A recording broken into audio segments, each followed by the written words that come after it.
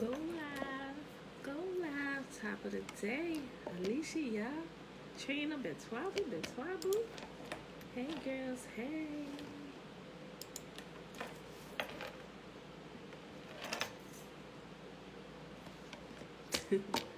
Take a picture. Okay. Tanae. Hey, girl. Hey. Top of the day, everybody. Y'all, today is an exciting reading today. Hold on.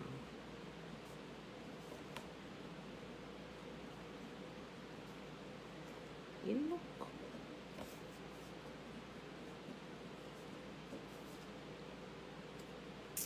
sorry.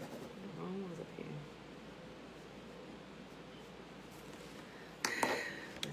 Betwabu.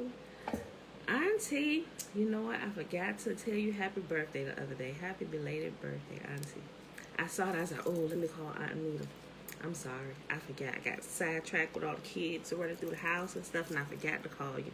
Happy belated birthday. I just remember as soon as I saw your name pop in. Welcome, YouTube. Welcome. Y'all, today it is Saturday. Happy Saturday, everybody. It is December the 12th, 2020, day 22 of year 3 of reading through the books of the law and the prophets. Of the 3-year consecutive day count, we are on day 691. Yes, 691, y'all. Today we are reading Enoch 22, 23, and 24. I don't even remember the length, so I just defaulted to 3 chapters today. Let me double check it. If they're really short, we'll read a little bit more than that. It is 22, 23, and 24. Yeah, you know what? Yeah, we're going to stick with the 3 today. Okay. Because they're averaging about 11. 15, 5, and 11. I could read 25. It's only... Okay, we'll go to 25 since 23 is like 5 verses. 25. Okay, so we're going to read Enoch 22, 23, 24, and 25, and then we're going to hop right over. We're going to learn about some deeper detail about Leviathan. Okay. All right, y'all. Enoch 22. Remember, Enoch is in the presence of the watchers, and Yahuwah has commanded the angels to show him all that's going on. And I believe it was yesterday, we started seeing portions of hell, right? Okay. From there, I proceeded to another spot where I saw on the west a great and lofty mountain, a strong rock, and 4 delightful places. Internally, it was deep, capacious, and very smooth as if it had been rolled over. It was both deep and dark to behold. Then Raphael, one of the holy angels who were with me, answered and said, "These are the delightful places where the spirits of the souls of the dead will be collected. For them they were formed, and here will be collected all the souls of the sons of men. These places in which they dwell shall they occupy until the day of judgment, until their appointed period. Their appointed period will be long, even until the great judgment. And I saw the spirit of the sons of men who were dead, and their voices reached to heaven while they were accusing. Then I inquired of Raphael, an angel who was with me, and said, Whose spirit is that, the voice which reaches to heaven and accuses? He answered, saying, This is the spirit of Havael, who was slain by Cain, Abel. And here it has Havael, okay. This is the spirit of Abel, who was slain by Cain his brother, and who will accuse that brother until his seed be destroyed from the face of the earth, until his seed perish from the seed of mankind. At that time, before I inquired respecting him, and respecting the general judgment, saying, Why is one separated from another? He answered, 3 separations have been made between the spirits of the dead, and thus have the spirits of the righteous been separated, namely by a chasm, by water, and by light above. And in the same way, likewise are sinners separated when they die. They are buried in the earth, judgment not overtaking them in their lifetime. Here their souls are separated. Moreover, abundant is their suffering until the time of the great judgment, and the castigation and the torment of those who externally execrate, whose souls are punished and bound there forever. And thus it had been from the beginning of the world. Thus has there existed a separation between the souls of those who utter complaints and of those who watch for their destruction, to slaughter them in the day of sinners.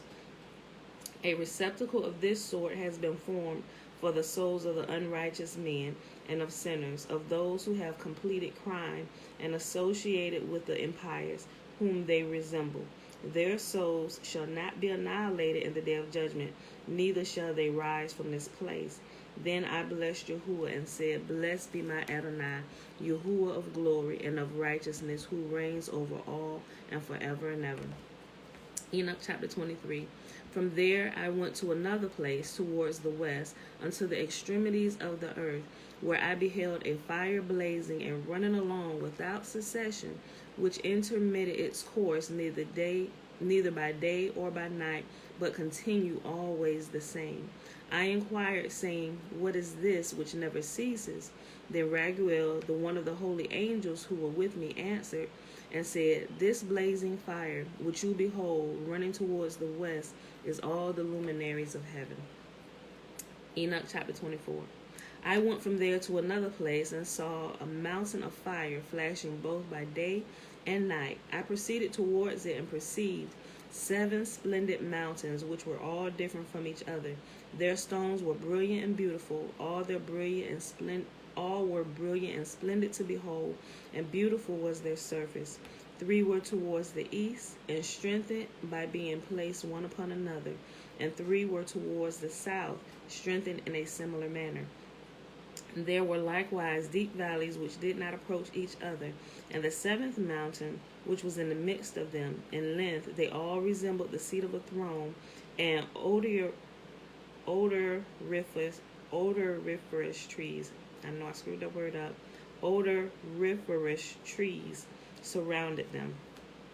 Among these there was a tree of unceasing smell, nor of those which were in Eden was there like one of all the fragrant trees which smelt like this.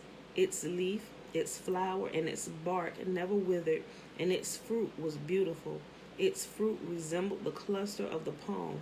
I exclaimed, Behold, this tree is goodly in aspect, pleasing in its leaf, and the sight of its fruit is delightful to the eye. Then Michael, one of the holy and glorious angels who were with me and who presided over them, answered and said, Enoch, why do you inquire respecting the odor of this tree? Are you inquisitive to know it? Then Enoch replied to him and said, Concerning everything I am desirous of instruction, but particularly concerning this tree. He answered me, saying, The mountain which you behold, the extent of whose head resembles the seat of Yahuwah, will be the seat on which shall sit the holy and great Yahuwah of glory, the everlasting King, when he shall come and descend to visit the earth with goodness. Let me read that again. He answered me, saying, That mountain which you behold, the extent of whose head resembles the seat of Yahuwah, will be the seat on which shall sit the holy and great Yahuwah of glory, the everlasting King, when he shall come and descend to visit the earth with goodness. And that tree of agreeable smell, not the one of carnal odor, there shall be no power to touch until the period of the great judgment, when all shall be punished and consumed forever. This shall be bestowed upon the righteous and humble. The fruit of the tree shall be given to the elect. For towards the north life shall be planted in the holy place, towards the habitation of the everlasting King. Then shall they greatly rejoice and exult in the Holy One. The sweet odor shall enter into their bones, and they shall live a long life on earth, as your forefathers have lived. Neither in their days shall sorrow, distress, trouble, and punishment afflict them. And I bless Yahuwah of glory, the everlasting King, because he has prepared this tree for the Kodeshim, or for the saints, or the holy ones. formed it and declared that he would give it to them. This is the tree of life, the tree that gives us everlasting life. He said it is set aside until the day of judgment, where only the holy ones will partake of it. After the wicked are rooted out of the earth, those who are left will be the holy and the blessed saints, those who kept to his laws, his statutes, and commands, and did what he required them to do to be left in the land and not rooted out. He said this tree will be theirs, and it will, every part of that fruit is going to go into our body and into our bones, he said, and they will live a long life on the earth as their forefathers did. Right? Okay. Y'all, so that's the reading for today. Go back. That's pretty good. Go back and reread that. So that gives us details about everlasting life and the tree of life. Shalom, shalom. Mother Natasha. Hey, girls. Hey. Okay, y'all. So today, okay, we are going... page. This also has a section in here about the Sabbath. Seeing that we go into the Sabbath, we are going into the Sabbath. I wanted to read that, but I also wanted to get through these other couple days that we didn't get through just yet.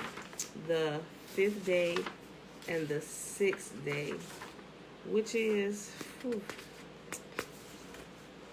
We just gonna wait, y'all. I ain't gonna do what I did yesterday. We're gonna do the 5th day and the 6th day, and then we're gonna end with all things praise Yahuwah. And then when we come back on Monday, we're gonna read about the Sabbath, right? And it's a small little blurb, but if you take all the portions about the Sabbath that we read in the Bible, in Jubilees and Jasher, and this right here, you get a very, very clear picture.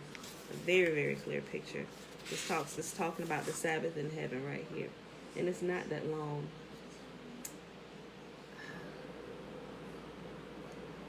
We really should read it.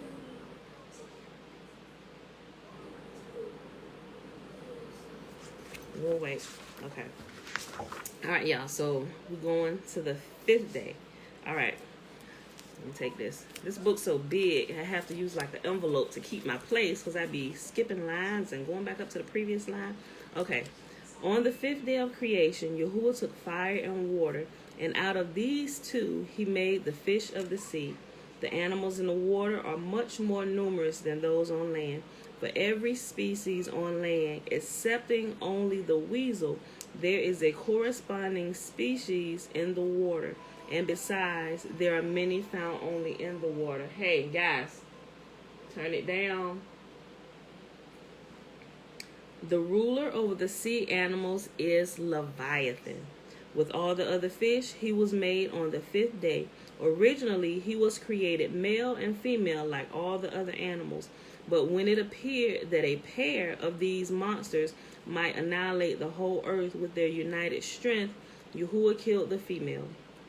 So enormous is Leviathan that to quench his thirst, he needs all the water that flows from the Jordan into the sea. His food consists of the fish which go between his jaws of their own accord. When he is hungry, a hot breath blows from his nostrils, and it makes the waters of the great sea seething hot. Formidable though Behemoth, the other monster is, he feels insecure until he is certain that Leviathan is satisfied in his thirst. The only thing that can keep him in check is the stickleback, a little fish which was created for the purpose and of which he stands in great awe. But Leviathan is more than merely large and strong. He is wonderfully made besides. His fins radiate brilliant light. The very sun is obscured by it, and also his eyes shed such splendor that frequently the sea is illuminated suddenly by it. No wonder that this marvelous beast is the plaything of Yahuwah, in whom he takes his pastime. There is but one thing that makes Leviathan repulsive, his foul smell. which is so strong that if it penetrated thither, it would render paradise itself an impossible abode. The real purpose, listen to this, y'all. And I'm reading this, I'm like, okay, so we hear about Leviathan, and I'm like, okay, so, all right, I can't say whether this is true or not, but we surely gonna find out in some days to come, right? Okay, listen. The real purpose of Leviathan is to be served up as a dainty to the pious in the world to come. The female was put into brine as soon as she was killed to be preserved against the time when her flesh will be needed. The male is destined to offer a delectable sight to all beholders before he is consumed. When his last hour arrives, Yahuwah will summon the angels to enter into combat with the monster. Listen, if y'all ever watch some of these sci-fi movies, as I was reading this, I'm like, clearly, they've gotten like Godzilla and some of the things from there I can clearly see in this, right? Okay. When his last hour arrives, Yahuwah will summon the angels to enter into combat with the monster. But no sooner will Leviathan cast his glance at them than they will flee in fear and dismay from the field of battle. They will return to charge with swords, but in vain, for his scales can turn back steel like straw. They will be equally unsuccessful when they attempt to kill him by throwing darts and slinging stones. Such missiles will rebound without leaving the least impression on his body. Disheartened, the angels will give up the combat, and Yahuwah will command Leviathan and Behemoth to enter into a duel with each other. The issue will be that both will drop dead. Behemoth slaughtered by a blow of Leviathan's fins, and Leviathan killed by a lash of Behemoth's tail. From the skin, listen to this, from the skin of Leviathan, Yahuwah will construct tents to shelter companies of the pious while they enjoy the dishes made of his flesh. The amount assigned to each of the pious will be in proportion to his deserts, and none will envy or begrudge the other his better share. What is left of Leviathan's skin will be stretched out over Jerusalem as a canopy, and the light streaming from it will illuminate the whole world. And what is left of his flesh after the pious have appeased their appetite will be distributed among the rest of men to carry on traffic therewith. On the same day with the fish, the birds were created. For these two kinds of animals are closely related to each other. Fish are fashioned out of water, and birds out of the marshy ground saturated with water. As Leviathan is the king of the fish, so the Ziz is appointed to rule over the birds. His name comes from a variety of tastes his flesh has. It tastes like this, Zeh, and it tastes like that, Zeh.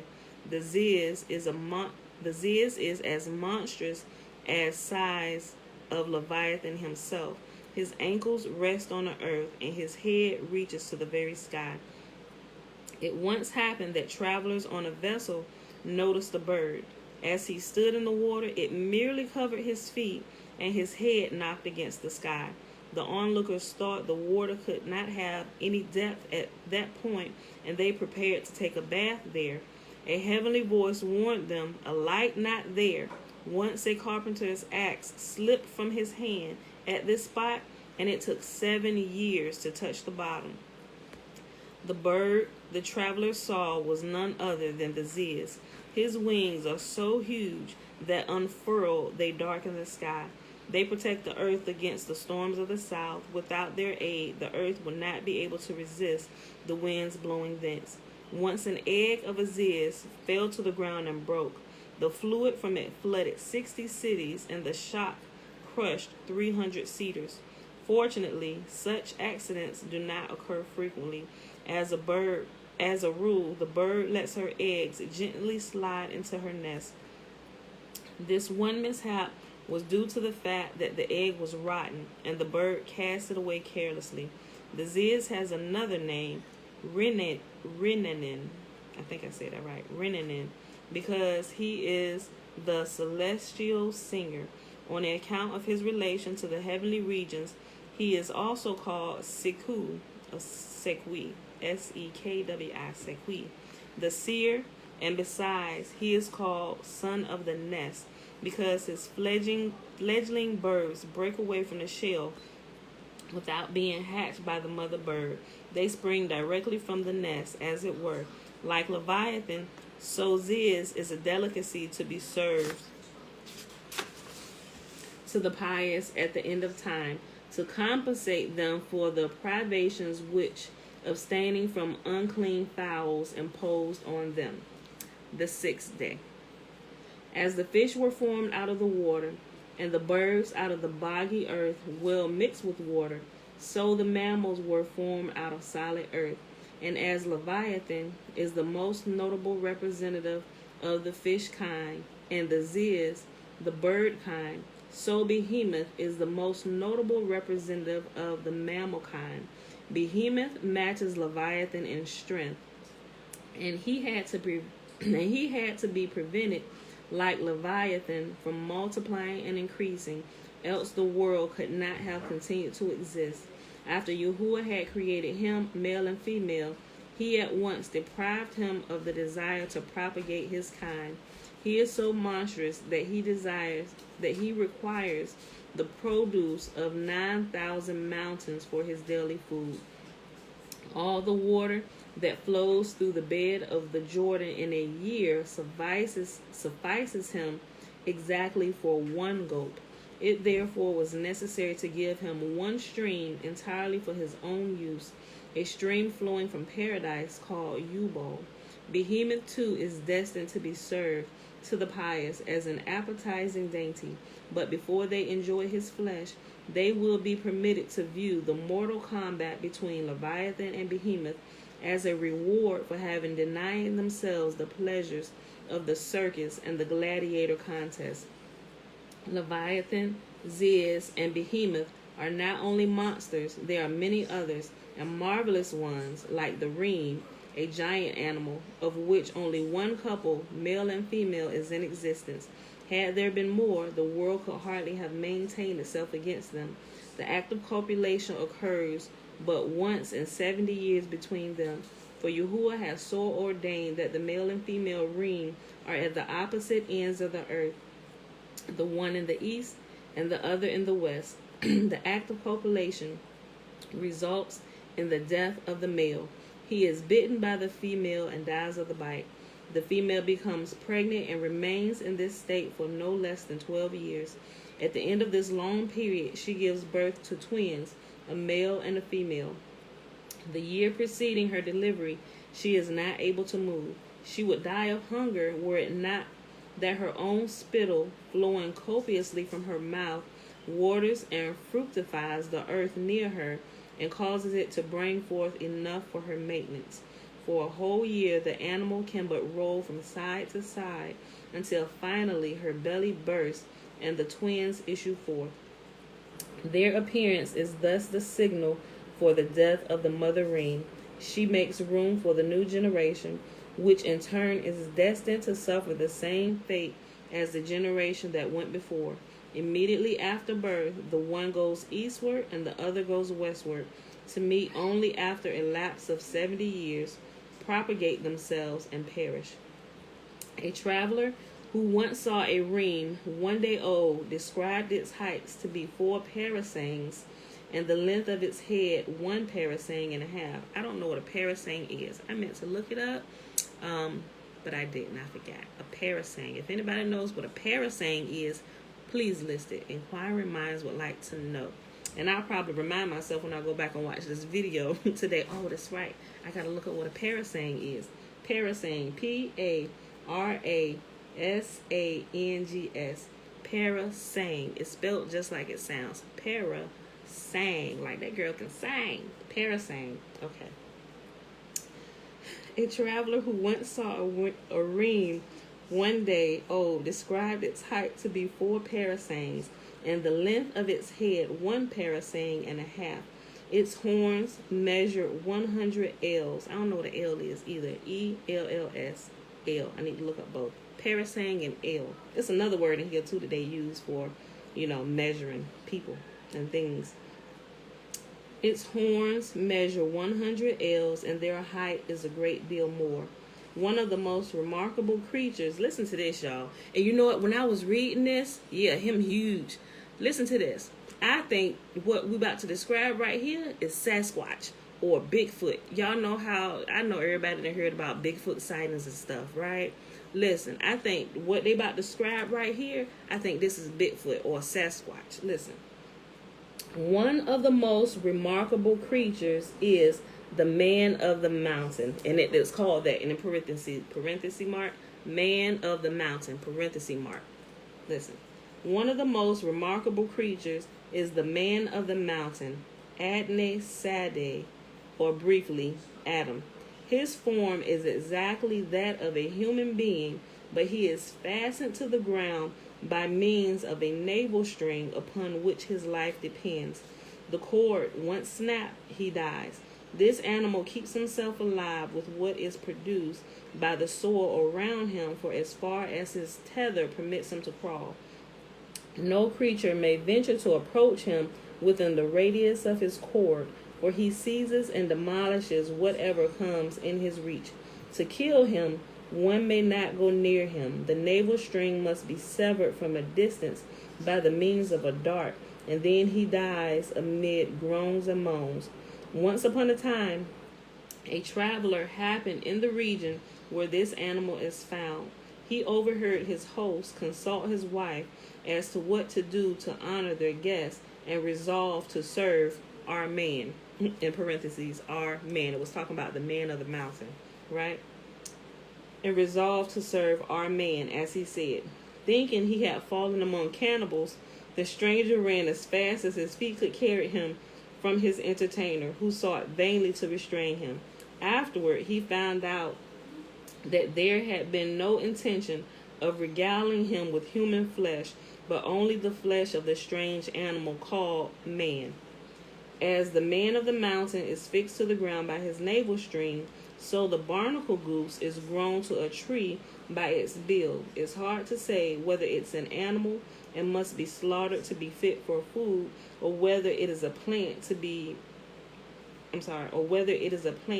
and no ritual ceremony is necessary before eating it. Amongst the birds, the phoenix is the most wonderful. When Eve gave all the animals some of the fruit of the tree of knowledge, the phoenix was the only bird that refused to eat thereof, and he was rewarded with eternal life.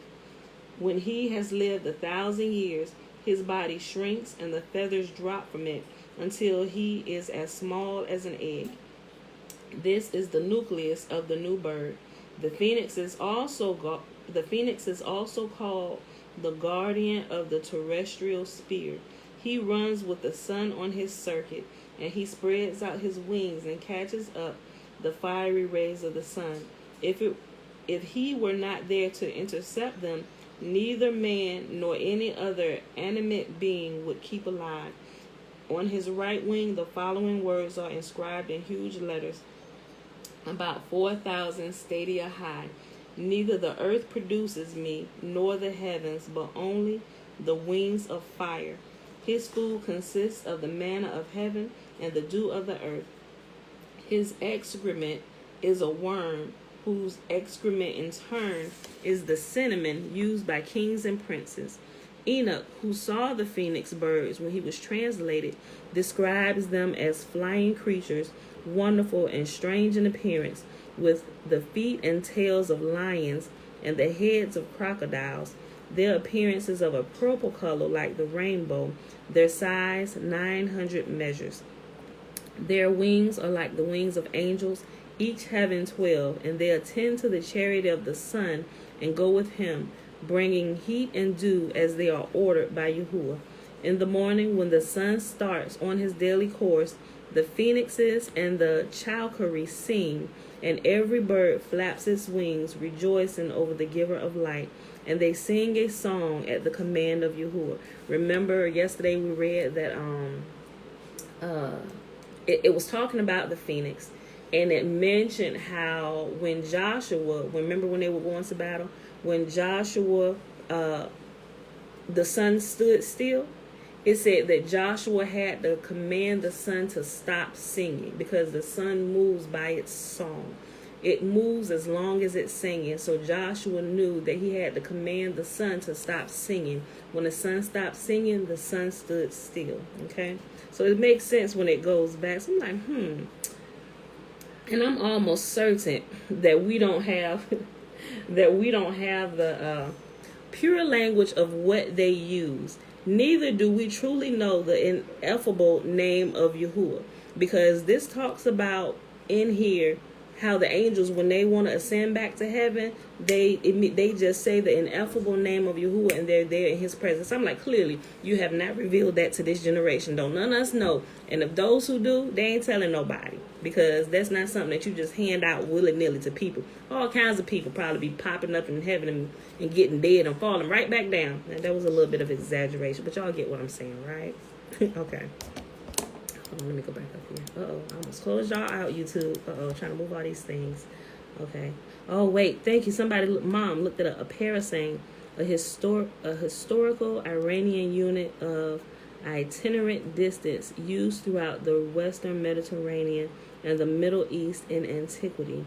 Originally, the distance traveled in 1 hour. Okay. The distance traveled in 1 hour is a parasang. Distance travel in 1 hour and generally assumed to be equivalent to about 6 kilometers. Okay. Thank you, Mom.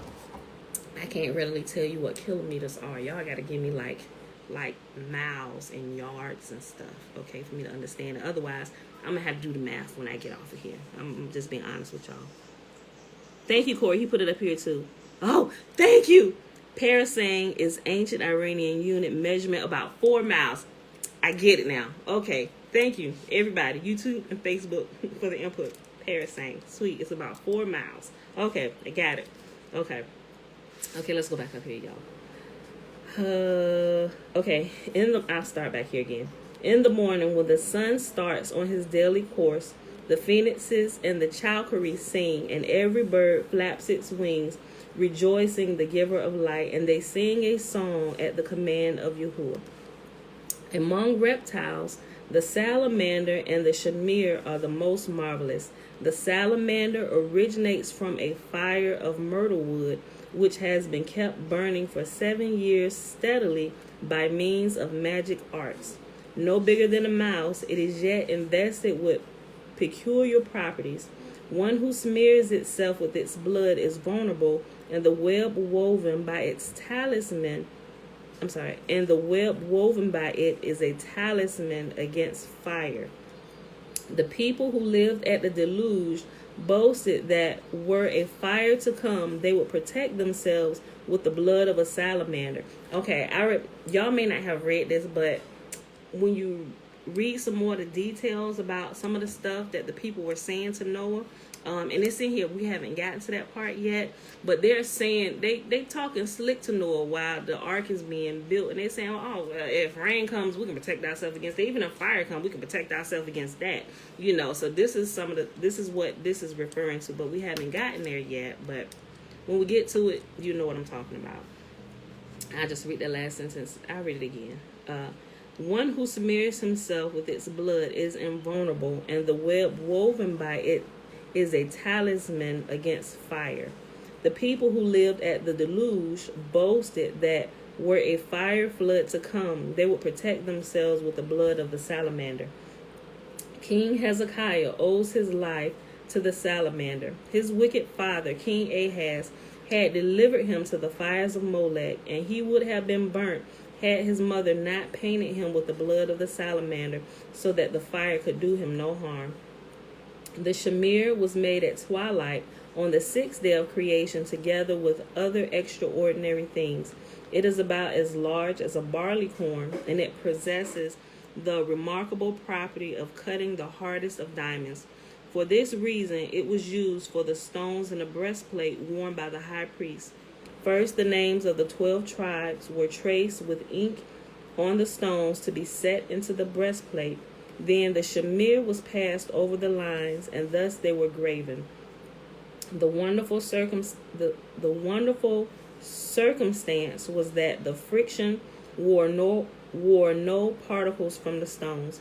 The shamir was also used for hewing into shape the stones from which the temple was built, because the law prohibited iron tools to be used in the work for the temple. The shamir may not be put in an iron vessel for safekeeping, nor in any metal vessel. It would burst such a receptacle asunder. It is kept wrapped up in a woolen cloth, and this in turn is placed in a lead basket filled with barley bran. The shamir was guarded in paradise until Solomon needed it. He sent the eagle thither to fetch the worm. With the destruction of the temple, the shamir vanished. A similar fate overtook the tahash, which has been created only that its skin might be used for the tabernacle. Once the tabernacle was completed, the tahash disappeared. It had a horn on its forehead, was gaily covered like the turkey cock, and belonged to the class of clean animals. Among the fish, there were also wonderful creatures, the sea goats and the dolphins, not to mention Leviathan. A seafaring man once saw a sea goat on whose horns were inscribed, "I am a little sea animal, yet I traversed 300 parasangs to offer myself for food to the Leviathan." Listen to this. I don't know about this. I ain't never really been in the presence of a dolphin to see if this is true or not. Maybe y'all have. Maybe y'all got some information that I don't. But if this is the case, clearly we missing some information, and some people just aren't right forth with us. Listen to this. It feels weird just about to read this, right? Okay. The dolphins are half man and half fish. They even have sexual intercourse with human beings. Therefore, they are also called the sons of the sea, for in a sense, they represent the humankind in the waters. Yeah, now y'all know what I was talking about. Okay. Though every species in the animal world was created, I would not doubt, because there's some people doing some crazy stuff, which we call bestiality, which we know to be forbidden, like ill. You need to propagate with your own kind, people. Like, it's some crazy stories out there, like, and I'm sure y'all heard them. Okay, but I'm just saying, I wouldn't doubt that one bit. People doing all kind of manner of craziness today. Though every species in the animal world was created during the last 2 days of the sixth of creation, yet many characteristics of certain animals appeared later. Cats and mice, foes now, were friends originally. Their later enmity had a distinct cause. On one occasion, the mouse appeared before Yahuwah and spoke, "I and the cat are partners, but now we have nothing to eat." Yahuwah answered, "Thou art intriguing against thy companion, only that thou mayest devour her. As a punishment, she shall devour thee." Thereupon the mouse, "O Yahuwah, Lord of the world, wherein have I done wrong?" Yahuwah replied, "O thou unclean reptile, thou shouldest have been warned by the example of the moon, who lost a part of her light because she spake ill of the sun, and what she lost was given to her opponent." Y'all remember that? I'm like, boy, they don't never learn. They always, y'all's creation is always doing something. Father, forgive me, because I know I done screwed up many times, and I thank you that I still have my life, but I'm just saying. I'm reading this, I'm like, man, you ain't learned? Okay. Yahuwah replied, "O thou unclean reptile, thou shouldest have been warned by the example of the moon, who lost a part of her light because she spake ill of the sun, and what she lost was given to her opponent." Remember, we read about the moon yesterday. "The evil intentions thou did harbor against thy companion shall be punished in the same way. Instead of thy devouring her, she shall devour thee. The mouse, O Lord of the world, shall my whole kind be destroyed? Yahuwah, I will take care that a remnant of thee is spared." In her rage, the mouse bit the cat. The cat, in turn, threw herself upon the mouse and hacked into her with her teeth until she lay dead. Since that moment, the mouse stands in such awe that the cat and she does not even attempt to defend herself against her enemy's attacks, and always keeps herself in hiding. Similarly, y'all know what I'm saying. I'm getting tongue-tied. Dogs and cats maintained a friendly relation to the other, and only later became enemies. The dog and the cat were partners, and they shared with each other whatever they had. It once happened that neither could find anything to eat for 3 days. Thereupon, the dog proposed that they dissolve their partnership. The cat should go to Adam, in whose house there would surely be enough for her to eat, while the dog should seek his fortune elsewhere. Before they separated, they took an oath never to go to the same master. The cat took up her abode with Adam, and she found sufficient mice in his house to satisfy her appetite. Seeing how useful she was in driving away and extirpating mice, Adam treated her most kindly. The dog, on the other hand, saw bad times. The first night after their separation, he spent the night in the cave of a wolf, who granted him a night's lodging. At night, the dog caught the sound of steps, and he reported it to his host, who bade him repulse the intruders. They were wild animals. Little lacked, and the dog would have lost his life. Dismayed, the dog fled from the house of the wolf and took refuge with the monkey. But he would not grant him even a single night's lodging, as the fugitive was forced to appeal to the hospitality of the sheep. Again, the dog heard steps in the middle of the night. Obeying the bidding of his host, he arose to chase away the marauders, who turned out to be wolves. The barking of the dog apprised the wolves in the presence of the sheep, so that the dog innocently caused the sheep's death. Now he had lost his last friend. Night after night he begged for shelter without ever finding a home. Finally, he decided to repair to the house of Adam, who also granted him refuge for one night. When wild animals approached the house under the cover of darkness, the dog began to bark. Adam awoke, and with his bow and arrow he drove them away. Recognizing the dog's usefulness, he bade him to remain with him always. But as soon as the cat espied the dog in Adam's house, she began to quarrel with him and reproach him with having broken his oath to her. Adam did his best to pacify the cat. He told her he himself had invited the dog to make his home there, and he assured her that she would in no wise be the loser to the dog's presence. He wanted both to stay with him, but it was impossible to appease the cat. The dog promised her not to touch anything intended for her. She insisted that she could not live in one and the same house with a thief like the dog. Bickerings between the dog and the cat became the order of the day. Finally, the dog could stand it no longer, and he left Adam's house and betook himself to Seth. By Seth, he was welcomed kindly, and from Seth's house, he continued to make efforts at reconciliation with the cat. In vain, yes, the enmity between the first dog and the first cat was transmitted to all their descendants until this very day. Even the physical peculiarities of certain animals were not original features with them, but owed their existence to something that occurred subsequent to the days of creation. The mouse at first had quite a different mouth from its present mouth. In Noah's Ark, in which all animals, to ensure the preservation of every kind, lived together peacefully, the pair of mice were once sitting next to the cat. Suddenly, the latter remembered that her father was in the habit of devouring mice, and thinking there was no harm in following his example, she jumped at the mouse, who vainly looked for a hole in which to slip out of sight. Then a miracle happened. A hole appeared where there had been none before, and the mouse sought refuge in it. The cat pursued the mouse, and though she could not follow her into the hole, she could insert her paw and try to pull the mouse out of her covert. Quickly the mouse opened her mouth and hoped that the paw would go into it and that the cat would be prevented from fastening her claws into her flesh. But as soon as the cavity of the mouth was not big enough, the cat succeeded in clawing the cheeks of the mouse.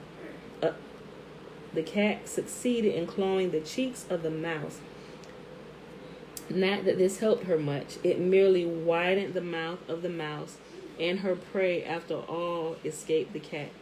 After her happy escape, the mouse betook herself to Noah and said to him, "O pious man, be good enough to sew up my cheek where my enemy the cat has torn a rent into it." And Noah bade her fetch a hair out of the tail of the swine, and with this he repaired the damage. Thence the little seam-like line next to the mouth of every mouse to this very day. The raven is another animal that changed its appearance during its sojourn in the ark.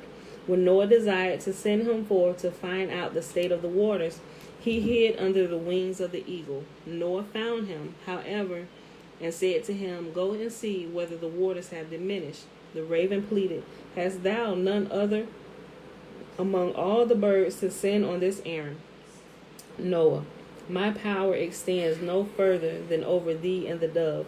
But the raven was not satisfied. He said to Noah with great insolence, Thou sendest me forth only that I may meet my death, and thou wishest my death that my wife may be at thy service. Thereupon Noah cursed the raven, May thy mouth, which thou hast spoken evil against me, be accursed, and thy intercourse with thy wife only be through it. All the animals in the ark said, Amen. And this is the reason why a mass of spittle runs from the mouth of the male raven into the mouth of the female during the act of copulation, and thus the female is impregnated. How many of y'all know that? Did y'all know that? Somebody go look that up. How ravens have sex and how she's impregnated. Like they literally get pregnant by the mouth? Okay. Altogether, the raven is an unattractive animal. He is unkind toward his own young, so long as their bodies are not covered with black feathers, though as a rule ravens love one another. Yahuwah therefore takes the young ravens under his special protection. From their own excrement maggots come forth, which serve as their food during the 3 days that elapse after their birth, until their white feathers turn black and their parents recognize them as their offspring and care for them. Oh. The raven has himself to blame also for the awkward hop in his gait. He observed the graceful step of the dove, and envious of her tried to emulate it. The outcome was that he almost broke his bones without in the least succeeding in making himself resemble the dove, not to mention that he brought the scorn of the other animals down upon himself. His failure excited their ridicule. Then he decided to return to his own original gait, but in the interval he had unlearned it, and he could walk neither the one way nor the other properly. His step had become a hop betwixt and between. Thus we see how true it is that he who is dissatisfied with his small portion loses what he has in striving for more and better things. The steer is also one of the animals that have suffered a change in the course of time. Originally, his face was entirely overgrown with hair, but now there is none on his nose, and that is because Joshua kissed him on the nose during the siege of Jericho. Joshua was an exceedingly heavy man.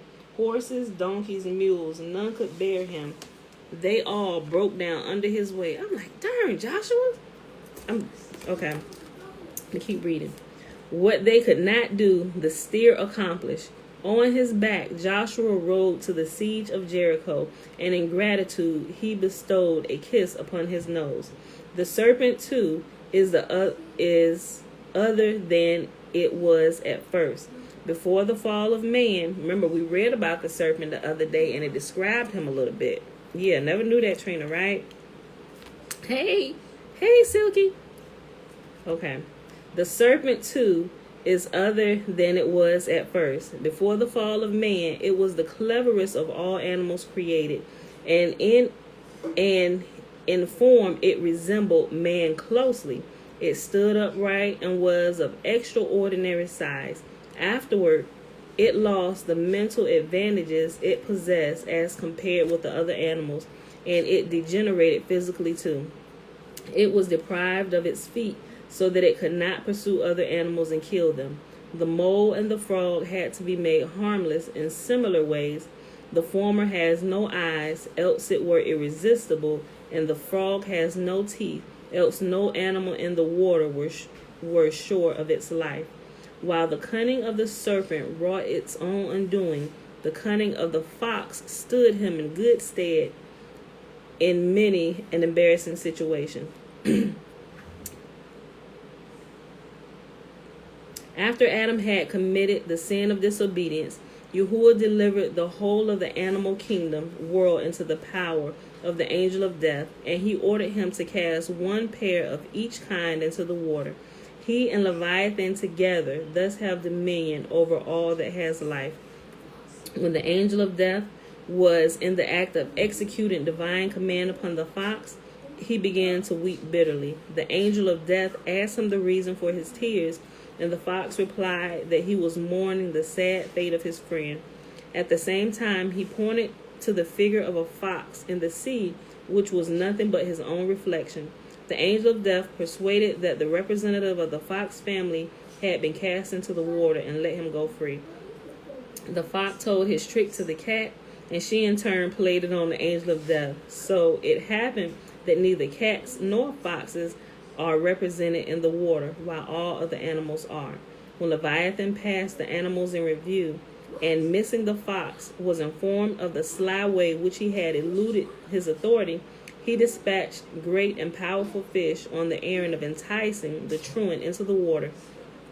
The fox, walking along the shore, espied the large number of fish, and he exclaimed, "How happy he who may always satisfy his hunger with the flesh of such as these." The fish told him if he would but follow them, his appetite could be easily appeased. At the same time, they informed him that a great honor awaited him. Leviathan, they said, was at death's doors, and he had commissioned them to install the fox as his successor. They were ready to carry him on their backs so that he had no need to fear the water, and thus they would convey him to the throne which stood upon a huge rock. The fox yielded to these persuasions and descended into the water. Presently, an uncomfortable feeling took possession of him. He began to suspect that the tables were turned. He was being made game of instead of making game of others as usual. He urged the fish to tell the truth, and they admitted that they had been sent out to secure his person for Leviathan, who wanted his heart, that he might become as knowing as the fox, whose wisdom he had heard many extol. The fox said reproachfully, "Why didn't you tell me the truth at once? Then I could have brought my heart along with me for the king Leviathan, who would have showered honors upon me. As it is, you will surely suffer punishment for bringing me without my heart." The foxes, you see, he continued, do not carry their hearts around with them. They keep them in a safe place, and when they have need of them, they fetch them thence. The fish quickly swam to shore and landed the fox so that he might go get his heart.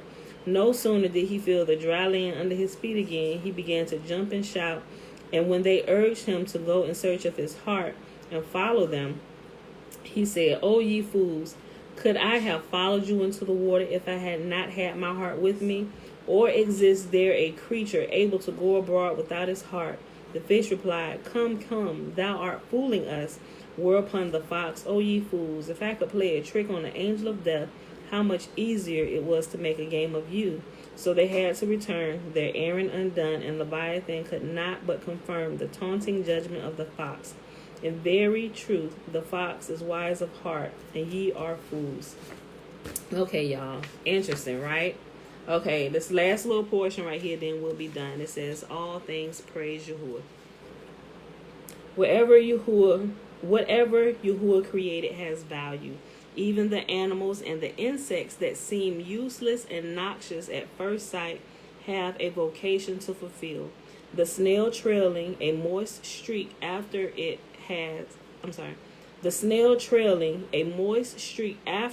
as it crawls, and so using up its vitality, serves as a remedy for boils. Who knew that?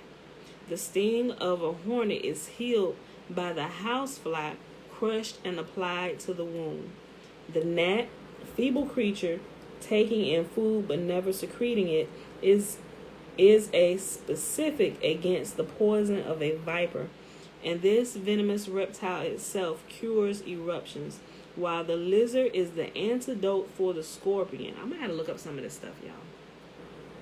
Not only do all creatures serve man and contribute to his comfort, but also Yahuwah teaches us through the beasts of the earth and makes us wise through the fowls of heaven. He endowed many animals with admirable moral qualities as a pattern for man. If the Torah had not been revealed to us, we might have learnt regard for the decencies of life from the cat, who covers her excrement with earth, regard for the property of others from the ants, who never encroach upon another's stores, and regard for decorous conduct from the cock, who, when he desires to unite with the hen, promises to buy her a cloak long enough to reach the ground, and when the hen reminds him of his promise, he shakes his comb and says, "May I be deprived of my comb if I do not buy it when I have the means." The grasshopper also has a lesson to teach to man. All the summer throughout it sings until its belly bursts, and then death claims it. Though it knows the fate that awaits it, yet it sings on. So man should do his duty toward Yahuwah, no matter what the consequence. The stork should be taken as a model in two respects.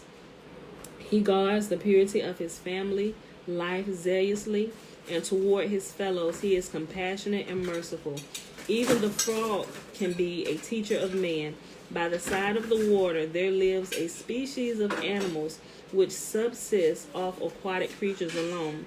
When the frog notices that one of them is hungry, he goes to it of his own accord and offers himself as food, thus fulfilling the injunction, "If thine enemy be hungry, give him bread to eat, and if he be thirsty, give him water to drink." Bread to eat. Good morning, Mr. Murphy. The whole of creation was called into existence by Yahuwah unto his glory, and each creature has its own hymn of praise wherewith to extol the Creator. Heaven and earth, paradise and hell, desert and field, rivers and seas, all have their own way of paying homage to Yahuwah.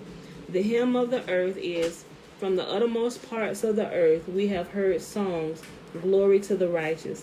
The sea exclaims, above the voices of many waters, the mighty breakers of the sea, Yahuwah is Lord on high. Yahuwah, the Lord on high, is mighty. Also, the celestial bodies and the elements proclaim the praise of their Creator. The sun, the moon, and the stars, and the clouds, and the winds, the lightning, and the dew. The sun says, "The sun and moon stood still in their habitation, at the light of thy arrows as they went, at the shining of thy glittering spear." And the stars sing, "Thou art Lord, even thou alone. Thou hast made heaven, the heaven of heavens, with all their hosts, the earth and all things that are thereon, the seas and all that is in them, and thou preservest them all, and the hosts of heaven worship thee." Every plant, furthermore, has a song of praise. The fruit tree sings, "Then shall all the trees of the wood sing for joy before Yahuwah, for he cometh to judge the earth." And the ears of grain on the field sing, "The pastures are covered with flocks, the valleys are also covered over with corn. They shout for joy, they also sing." Great among singers of praise are the birds. The greatest among them is the cock. Listen to this, y'all. It made me think about people who live on farms and stuff, and when the cock crows, right? Listen to this. Great among singers of praise are the birds, and the greatest among them is the cock.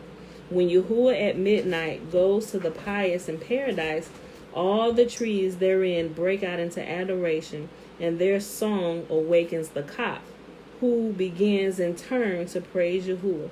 So, when we hear the cock begin to crow, the cock-a-doodle-doo, all that, just realize it began to sing its song as it heard the trees sing their song. So in succession, creation begins to praise Yahuwah, and it's like a domino effect. So if y'all hear the cock crow, that should be your trigger to get up and praise y'all too. When you hear them birds singing, they're singing a song to their creator. When we hear them sing, we should get up and sing. They shouldn't be your alarm. I mean, y'all get what I'm saying, right? You should praise him because he created you wonderfully and beautifully, but if you sleeping, a lot of times in the summer, like I don't even need an alarm clock, because the sounds of the birds singing will actually wake me up, So, but I thought that was cool. I read that again. Great among singers of praise are the birds, and the greatest among them is the cock. When Yahuwah at midnight goes to the pious in paradise, all the trees therein break out into adoration, and their song awakens the cock, who begins in turn to praise Yahuwah. 7 times he crows, each time reciting a verse. The first verse is, Lift up your heads, O ye gates, and be ye lift up, ye everlasting doors, and the King of glory shall come in. Who is the King of glory? The Lord, strong and mighty. The Lord be mighty in battle.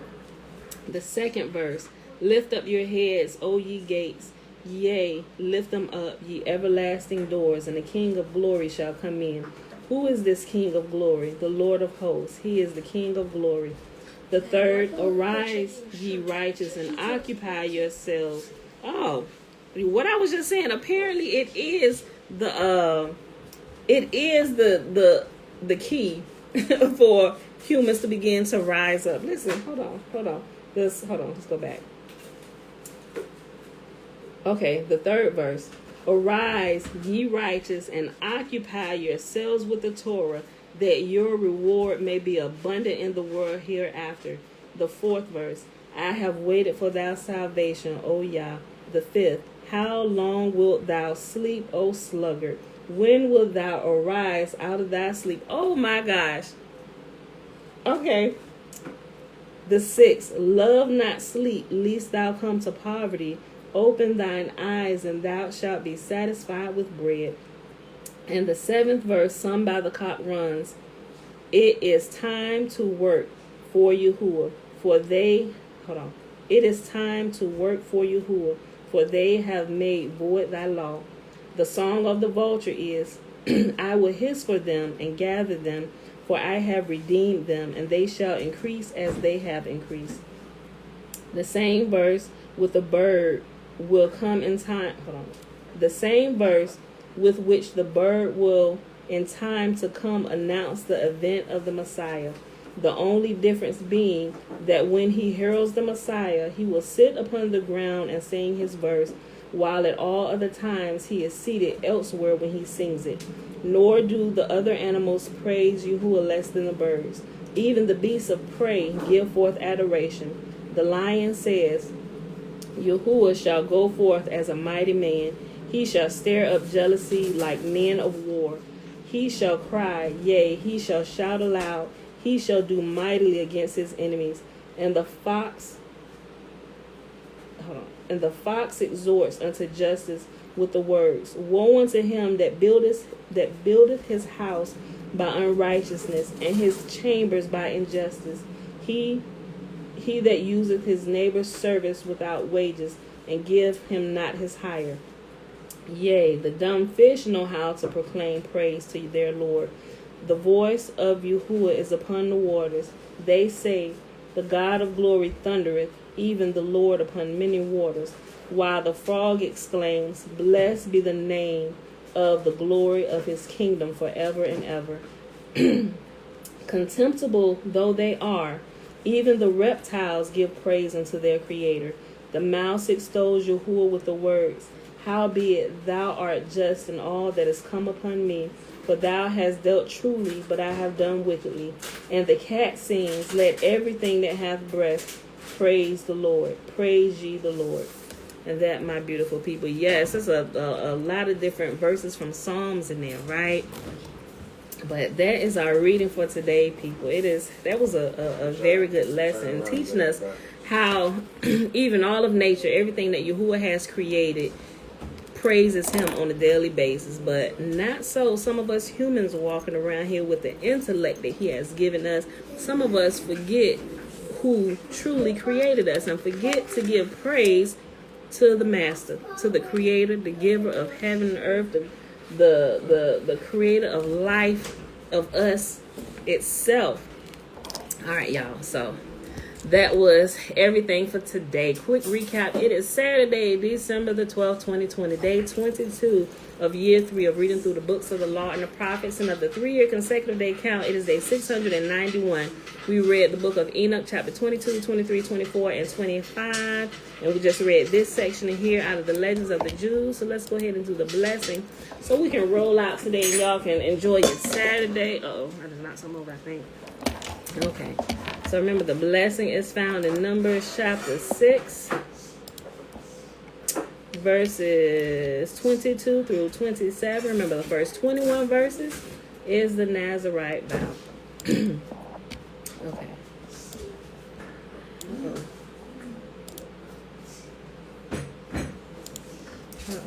Okay. Okay. The blessing, y'all. And Yahuwah spake unto Moses, saying, Speak unto Aaron and unto his sons, saying, On this wise ye shall bless the children of Israel, saying unto them, May Yahuwah bless us and keep us. May Yahuwah make his face to shine upon us and be gracious unto us. May Yahuwah lift up his countenance upon us and give us his peace. And they shall put my name upon the children of Israel, and I will bless them. All right, beautiful people. Love you. Thanks for joining today. Enjoy the Sabbath rest. Spend time with your family. Spend time praising the Creator of heaven and earth. Don't let nature outdo you in the praise of your Creator, y'all. I love y'all, and I will see y'all bright and early, 7:15 a.m. Eastern Standard Time, Monday morning. Bruce.